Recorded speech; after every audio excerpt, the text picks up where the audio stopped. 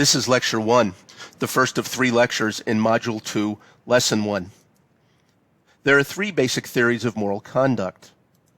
First, according to consequentialism, an act is morally good if its consequences are good, and morally bad if its consequences are bad. Second, according to regularism, an act is morally good if it obeys a rule, and morally bad if it violates a rule. Third, according to deontology, an act is morally good if it is done from duty, and morally bad if it is not done from duty. A moral argument often contains appeals to one of these theories as a premise. This is where the logic of ethics comes into play. Is it true the consequence was good? Is it true the act obeyed a rule? Is it true the leader acted from duty? And if true, is it relevant to the conclusion the arguer is trying to prove? Could the leader have acted from duty and still have been morally wrong, for example? Later in this module, we'll look at a 4th theory that is logically more effective than these 3, virtue theory.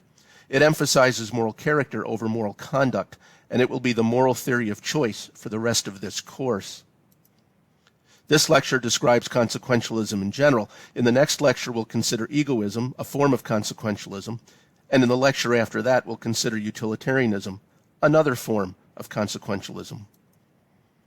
Once again, according to consequentialism, an act is morally good if its consequences are good, and morally bad if its consequences are bad. In other words, the end justifies the means. It doesn't matter how you achieve the consequence, as long as that consequence is good. Perhaps the most obvious advantage of consequentialism is that any judgment would in principle be based on objective evidence. The immediate consequences are there for everybody to see, and this means that we don't need to know the motives, methods, or context of the action. Among the disadvantages of consequentialism are the following. First, consequences don't tell the whole story. Motive may make a moral difference, for example. Second, some consequences, such as emotional damage, may have yet to appear or may be unobservable. Third, some means are too awful for any end to justify. Fourth, the theory raises the question, consequences for whom? This leads to 2 sub-theories, egoism and utilitarianism, the subjects of our next 2 lectures, respectively. We've begun our survey of the 3 basic theories of moral conduct. We've started with consequentialism, introducing it in general, and identifying some of its advantages and disadvantages.